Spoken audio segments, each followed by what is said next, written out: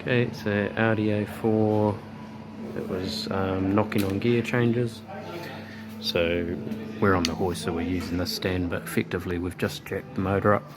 First thing we could see when we came underneath was that this mount here, these mounts always flog out, but this was sitting right at the bottom. So we're jacked up under the motor. We can see the mount on that side has started leaking a bit of silicone there. But this is the left-hand mount. This is the right-hand mount. So there is no connection right now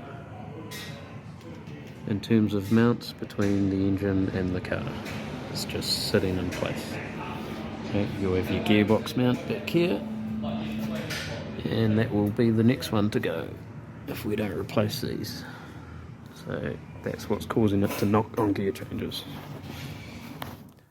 Okay, I hope that has helped you out today. Don't forget to click the like button and also click the subscribe while you're there. We've got a bunch of diagnostic solutions and tips and tricks for professional mechanics like ourselves, and also for the serious DIYers at home. So click that subscribe and the bell so you get notified, and we will see you in the next video.